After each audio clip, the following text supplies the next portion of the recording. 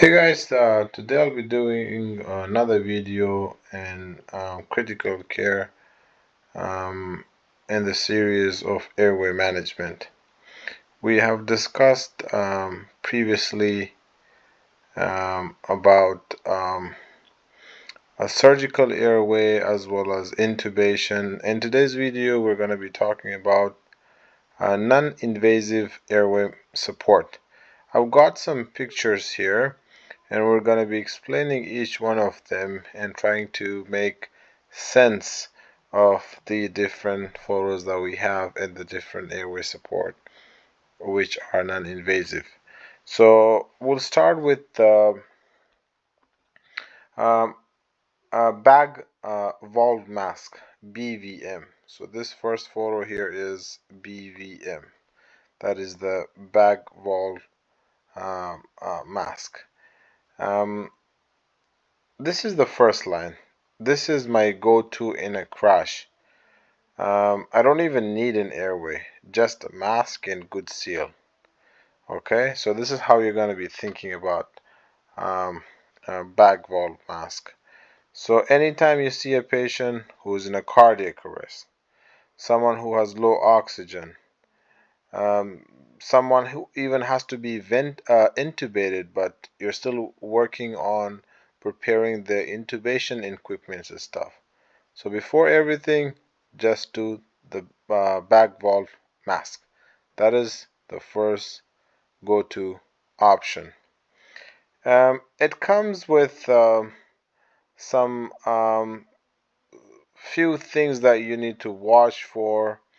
That is gastric insufflation, or can't be used for long term. Sometimes it causes vomiting, so it has its own side effects as well. So it can be used for long terms, can cause vomiting, can cause gastric insufflation. The other surgical airways that we have is the CPAP or BiPAP. A lot of you guys must have heard about this.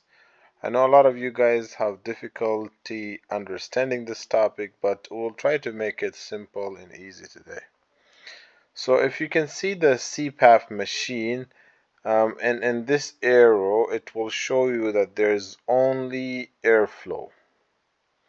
So only air is moving from this machine towards the guy. But in the BiPAP, if you can see, there are two arrows, one here, one here, one here. So there are two arrows, one going towards the guy and then one going towards the machine. So let's make sense of it. So CPAP, let's say someone has a congestive heart failure, or someone has a pulmonary edema. Okay? These type of patients will usually require oxygenation. So what these patients can do, they can still exhale, but their body oxygen is low. So their main problem is low oxygen. So oxygenation is the main problem. So all you have to do is push some air into their lungs and try to open the alveoli. That's the main target. Our main target in these type of patients are to open the alveoli. Okay, so open alveoli. That's our main target. And increase oxygen. So anyone whose alveoli needs to be opened and whose oxygen needs to be increased, you go for CPAP. What about BiPAP? BiPAP is for those who basically needs oxygen, just like CPAP, so they are low on oxygen. But the other problem they have is that they have high carbon dioxide in their body. And so they have oxygenation problem, and then they have ventilation problem. So these are the two things you guys should know. Ventilation is when you exhale when you take the carbon dioxide out of your body. Oxygenation is when you take oxygen inside of your body. So inhaling is oxygenation, exhaling is ventilation. So these patients cannot get proper oxygen and cannot get their carbon dioxide out.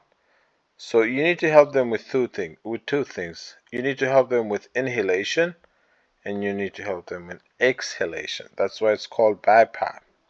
So this machine will deliver oxygen to their lungs and will take the carbon dioxide from their lungs towards outside. So it will help with oxygenation, it will help with ventilation.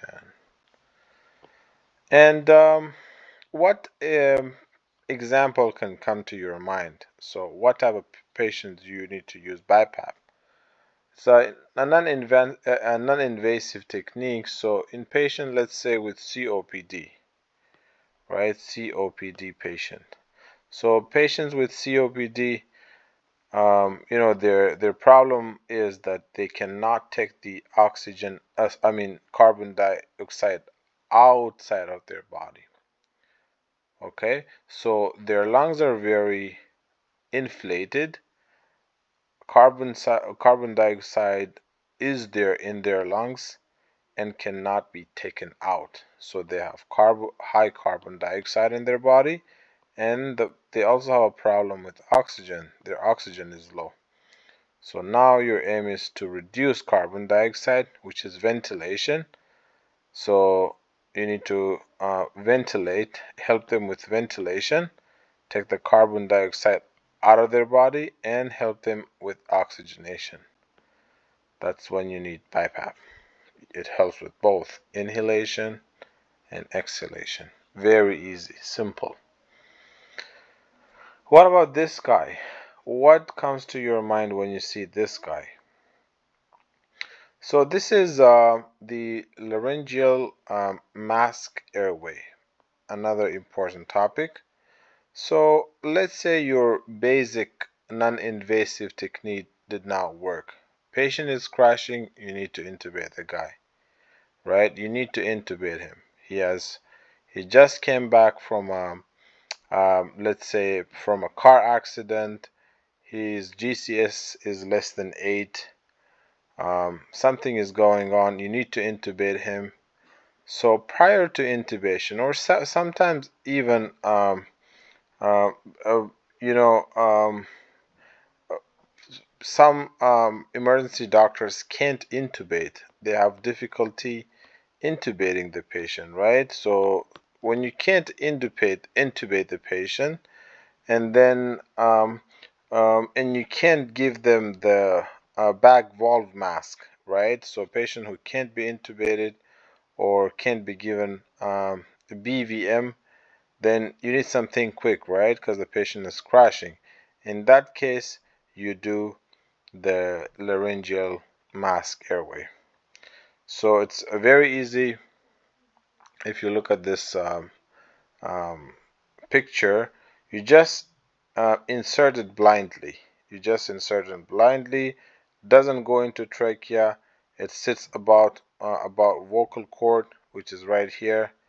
It can be used for patients who are BVM resistant, or even before intubation can be attempted. You guys can use the laryngeal mask airway. So this is LMA again, laryngeal mask airway.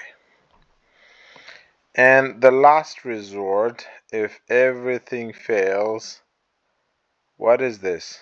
This is our most important thing, intubation.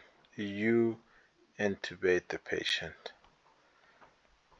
And question for you guys, if intubation cannot be successful, what do you guys try next? You guys try the surgical airways. For adults, you go for cryothyrotomy, and for kids, you go for TT, again, tracheal jet ventilation. So that's the surgical airway. But before everything, again, attempt the basic non-invasive surgical airways, the one we discussed here. I hope you guys learned something new today. Have a good day.